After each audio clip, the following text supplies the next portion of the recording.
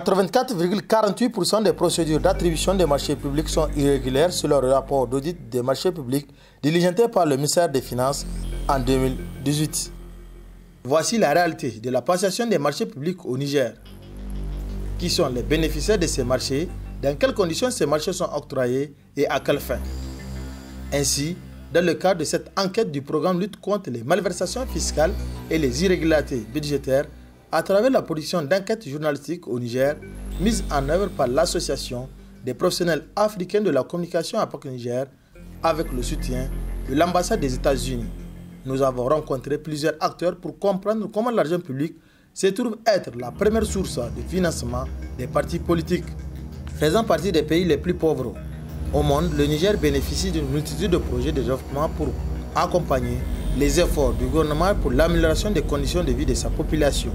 Cependant, la gestion des deniers publics est toujours entachée de corruption. L'indice de perception de la corruption dans le secteur public au Niger était de 68 points en 2022 sur une échelle de 0 à 100. Plus le score est élevé, plus la corruption est massive. C'est ainsi qu'en matière de corruption dans le monde, le pays est placé à la 125e position par Transparency International.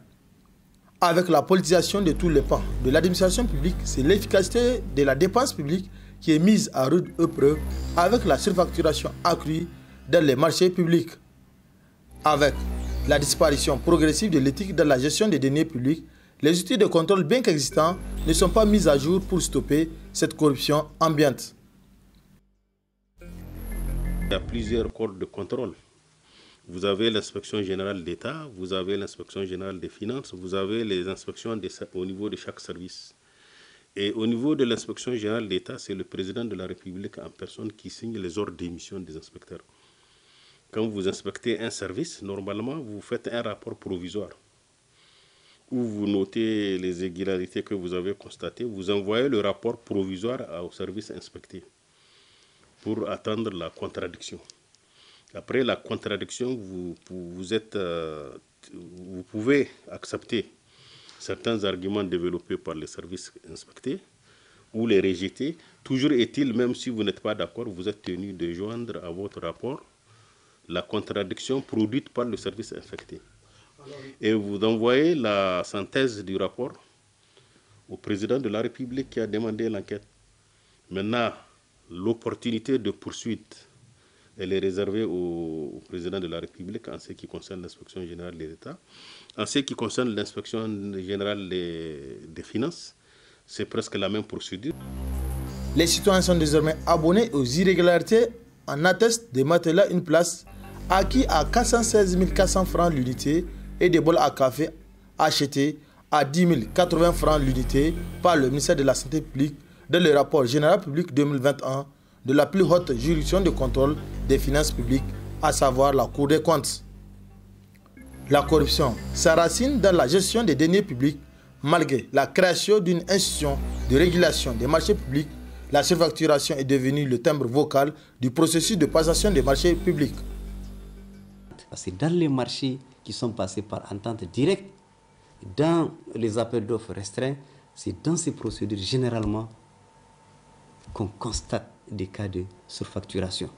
Et là, à mon avis, la meilleure façon d'arrêter, n'est-ce pas, cette dérive, c'est vraiment de sanctionner les personnes responsables du marché qui acceptent ces genres de prix exagérément élevés. Parce que on dit c'est un marché négocié par entente directe. On négocie sur quoi? On négocie sur la qualité, on négocie sur le prix, on négocie sur les délais de livraison. La négociation porte sur ces 3 points. Donc si aujourd'hui dans un dossier des marchés passés par entente directe, on se rend compte qu'il y a une surfacturation, rien ne saurait justifier ce prix, il est exagérément élevé. La seule responsable, c'est le représentant de l'autorité qui a accepté parce que ça a été négocié sous sa responsabilité. Ces 10 dernières années, au Niger, la surfacturation est érigée en norme malgré sa détection tout au long du processus de passation des marchés et pourtant, c'est un délit depuis un certain moment. C'est une infraction et depuis l'abonnement du décret de 2022 portant code des marchés publics qui est puni d'une peine d'amende, donc comprise entre 1 million et 5 millions, et d'une suspension à la participation au marché public qui peut aller de 1 à 5 ans. Alors, sinon, pendant longtemps, avant l'avènement de ces décrets-là, la surfacturation n'était pas une infraction à la loi pénale puisque le législateur n'en a pas décidé ainsi.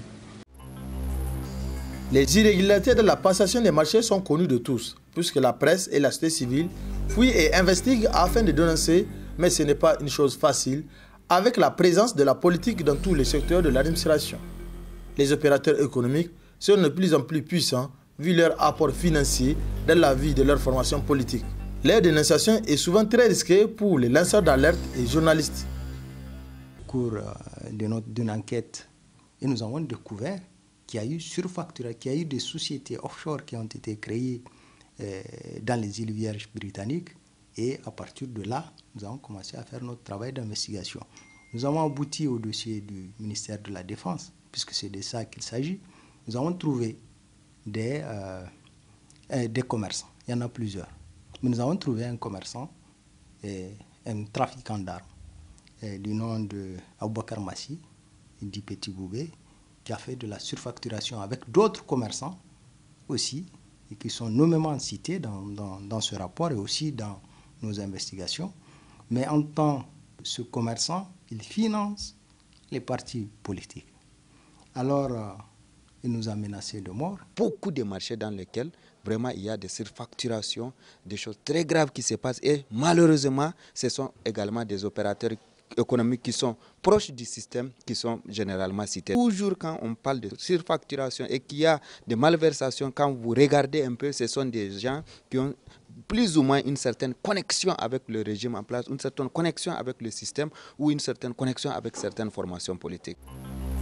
Les irrégularités dans le financement des partis politiques relevées par la Cour des comptes a conduit l'État à suspendre les subventions, et cela depuis 2016.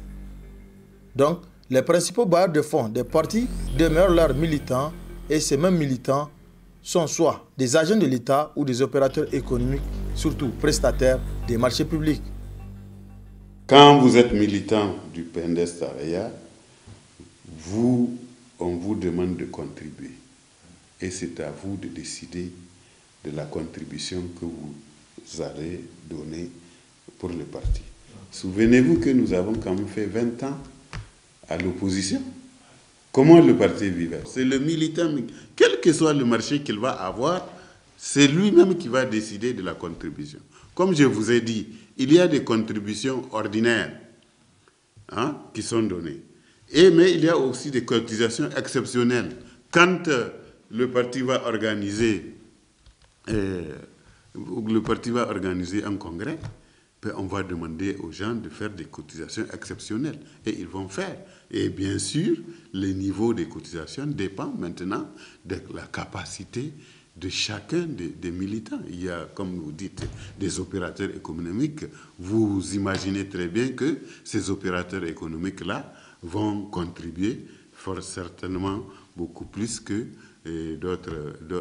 d'autres militants. Les opérateurs économiques sont quand même des exceptions dans l'apport au financement de leur parti. Les opposants politiques ont leur propre lecture de la problématique. Ce pays est assez clivé du point de vue politique. Et nous savons depuis très longtemps, en tout cas depuis 2011, c'est devenu la culture générale. C'est quelque chose que tout le monde sait.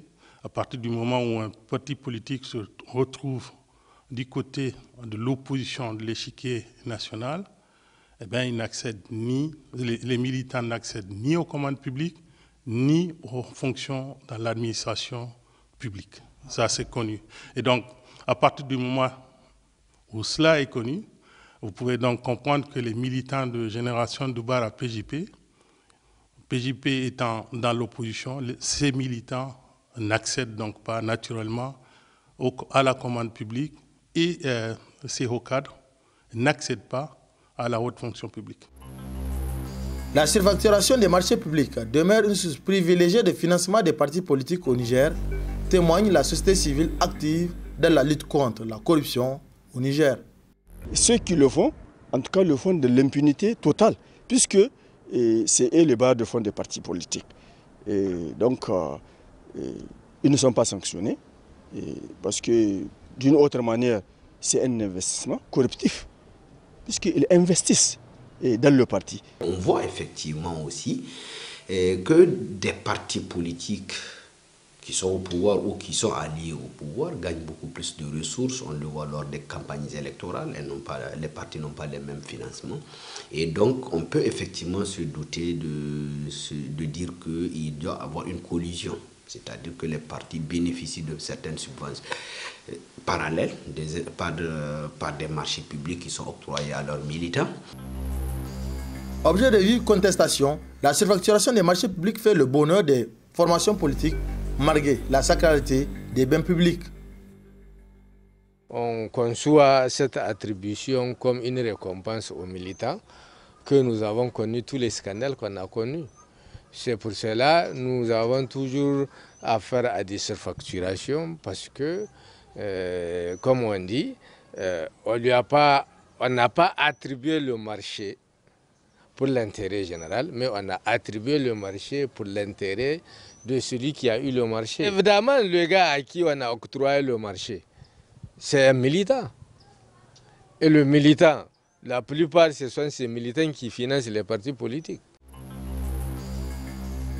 En 2020, avec le rapport de l'audit du ministère de la Défense, entre 2017 et 2019, dans l'achat des matériels militaires, le procureur de la République de l'époque, Mamadou Sayebou Issa, disait qu'il y a eu plus de 12 milliards de surfacturation, tandis que le rapport provisoire de l'inspection d'État avait annoncé 48,3 milliards de francs CFA. Dans ce genre de scandale financier, l'État demeure toujours perdant. Les noms des personnes citées pour être auteurs et complices de ces scandales financiers sont également connus pour être des militants des partis membres de la mouvance au pouvoir.